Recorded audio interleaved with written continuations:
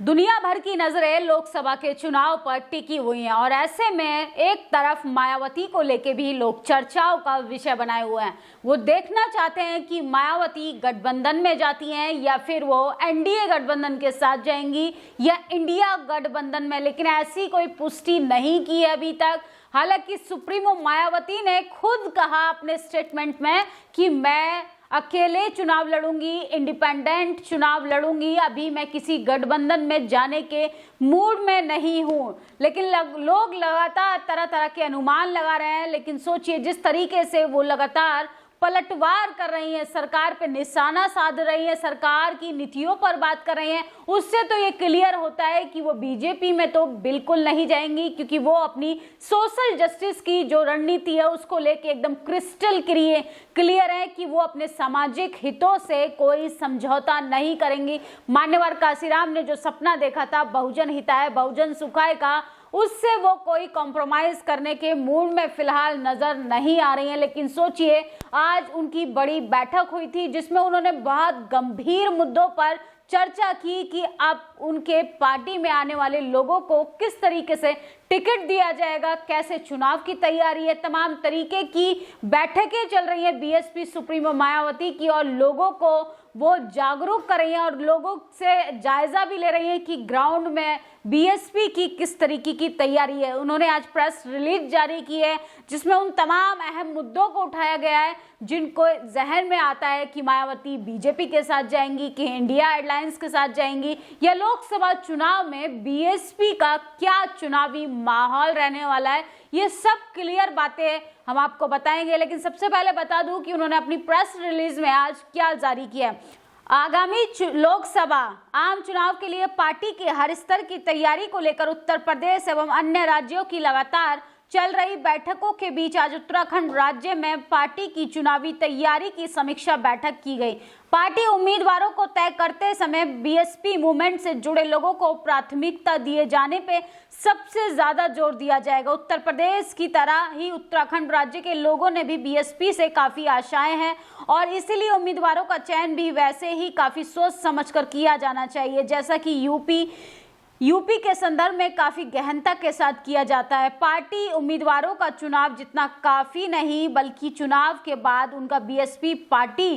के मूवमेंट के प्रति लगातार वफादार, अनुशासित एवं कर्मठ बने रहना भी जरूरी है। उत्तराखंड सरकार की राजनीति और कार्यशैली जनहित, जन कल्याण, विकास को लेकर कम तथा चुनावी स्वार्थ को लेकर सांप्रदायिकता को बढ़ावा देने का ज्यादा है, जिसका हाल में घटित हल्द्वानी घटना ताजा उदाहरण है। सुप्रीमो मायावती जी ने ये 4 अहम मुद्दों पर बात की है। उन्होंने कहा है कि जो बहुजन समाज के हक अधिकारों पर बात करेगा, जो मूवमेंट में काम कर रहा है, जो लगातार जमीनी स्तर पर जनता से जुड़ा है, उनके लिए बीएसपी में एक सुनहरा मौका है, एक उज्जवल भविष्य राजनीति में आने का एक अच्छा मौका बीएसपी सुप्रीमो मायावती जी युवाओं को देना चाहती हैं, उन जन आंदोलनकारियों को देना चाहती हैं जो देश के लिए, देश के युवाओं के लिए, एसटी एससी माइनॉरिटी के हक अधिकारों के लिए लगातार संघर्ष कर रहे हैं और उनके संवैधानिक अधिकारों के लिए, उनके संवैधानिक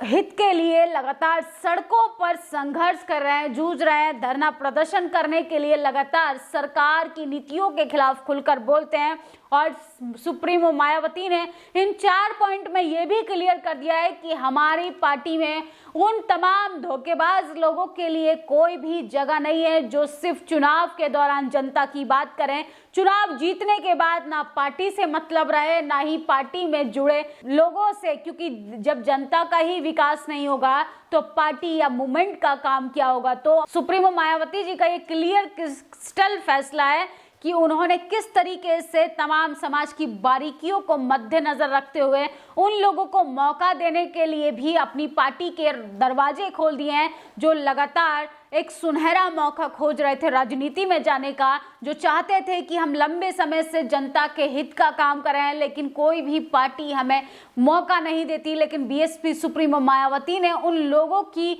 भावनाओं को भांपने की कोशिश की, बारीकियों को समझा और लगातार बैठकें चल रही हैं और लोगों को मौका देने का प्रयास किया जा रहा है। जो पार्टी के प्रति ईमानदार रहेगा, वफादार रहेगा, जिसके अंदर सोशल जस्टिस की समझ होगी, जिसके लिए समाज के प्रति दर्द होगा, जो लगातार ईमानदारी के साथ, कर्मठता के साथ, पार्टी के साथ, मूवमेंट के साथ, जो मान्यवर काशीराम ने सपना देखा था कि रिक्शा चलाने वाला व्यक्ति भी एक दिन ये सोचे कि वो संसद में जाकर राजनीति कर सकता है। इस तरीके की राजनीति को आगे अगर कोई बढ़ा सकता है तो काशीराम जी के बाद सुप्रीमो मायावती ने एक बड़ी लकीर खींची है, जो चाहती हैं कि उन लोगों को भी मौका दिया जाए जो लगातार मूवमेंट से जुड़े हैं, बीएसपी के मूवमेंट को, बीएसपी के तमाम उन बहुजन मूवमेंट के कारवा को आगे बढ़ाने का संघर्ष कर रहे हैं और उन्हें एक मौका जरूर मिलना चाहिए। लखनऊ में बहुजन समाज पार्टी की राष्ट्रीय अध्यक्ष, उत्तर प्रदेश की पूर्व मुख्यमंत्री, पूर्व सांसद सुप्रीमो मायावती के द्वारा आगामी लोकसभा उपचुनाव के लिए पार्टी के हर स्तर पर तैयारी को लेकर उत्तर प्रदेश एवं अन्य राज्यों की लगातार चल रही बैठकों के पदाधिकारियों के साथ आज जिला अध्यक्षों के साथ एक बड़ी बैठक हुई। उस पार्टी के जनाधार को, सर्व समाज को बढ़ाने की सदस्यता देते हुए पार्टी उम्मीदवारों को तय करते समय राजनीतिक समीकरण के साथ ही पार्टी एवं बीएसपी मूवमेंट से जुड़े लोगों को प्राथमिकता दिया जाना बेहतर होगा। इसके साथ साथ पहाड़ी राज्य होने के कारण उत्तराखंड पार्टी संगठन की 2 इकाई बनाकर पार्टी संगठन की मजबूती के साथ ही चुनावी तैयारी भी लगातार जारी है, जिसकी आज पार्टी प्रमुख ने अलग अलग से बैठक की और क्षेत्र के अलग अलग राजनीतिक ताजा चुनावी समीकरण आदि का ध्यान रखते हुए आगे के लिए दिशा निर्देश भी दिए। वैसे पार्टी का आकलन है कि उत्तराखंड सरकार की राज्य में आम जनता के हित, कल्याण, शांति व सुरक्षा आदि को लेकर लापरवाही व कमियां हैं, उस पर चुनाव पूर्व पर्दा डालने की कोशिश कर रही है। राज्य में सौहार्द के वातावरण को जानबूझकर बिगाड़ा जा रहा है। उत्तराखंड सरकार की राजनीति और चिंताएं सर्व समाज के हित, कल्याण एवं विकास आदि को लेकर कम तथा चुनाव स्वार्थ को लेकर ज्यादा है। इस तरीके से उन्होंने तमाम उन मुद्दों पर भी बात की जिस तरीके के सांप्रदायिक दंगों को बढ़ाने की कोशिश की जा रही है। आप देखेंगे हल्द्वानी में किस तरीके से सांप्रदायिक दंगों को बढ़ावा दिया जा रहा है। ऐसे में उन्होंने सत्ता पर निशाना साधते हुए कहा कि कटनी और करनी वाले लोग नहीं चाहिए, जो सचमुच भला चाहते हैं, जो सचमुच ईमानदारी के साथ समानता चाहते हैं समाज में, देश में, उन्हीं को पार्टी में आने की जगह है, उन्हीं को पार्टी में आने का मौका दिया जाएगा। इसके साथ साथ आनन फानन में बुलडोजर की कार्रवाई के दौरान हुई हिंसा, मौतें तथा उसके बाद की सरकारें कार्रवाई साबित करती हैं और सरकार चुनाव में माहौल का लाभ लेने को आतुर है। ऐसे में पीड़ित जनता को राहत व इंसाफ मिल पाना मुश्किल ही लगता है। उत्तराखंड राज्य की सभी लोकसभा सीटों पर आगामी चुनाव अकेले अपने बलबूते पर ही लड़ने का पार्टी का संकल्प दोहराते हुए सुप्रीमो मायावती ने कहा कि उत्तर प्रदेश की तरह ही पड़ोसी राज्य उत्तराखंड के लोग भी बीएसपी से काफी आशाएं और उम्मीदें लगाए बैठे हैं, इसलिए पार्टी उम्मीदवारों का चयन भी वैसे ही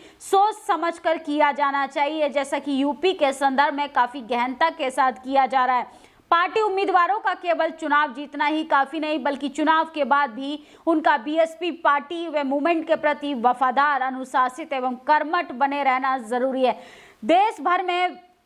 जबरन महंगाई, गरीबी, बेरोजगारी और द्वेषपूर्ण राजनीतिक, उपापटक, तनावपूर्ण हालात आदि के कारण लोगों को त्रस्त जीवन का उल्लेख करते हुए सुप्रीमो मायावती ने कहा कि पूर्व की कांग्रेस पार्टी सरकार की वर्तमान सरकार भी राष्ट्रीय समस्याओं का हल करने में काफी हद तक विफल साबित हुई है। इसका काम कम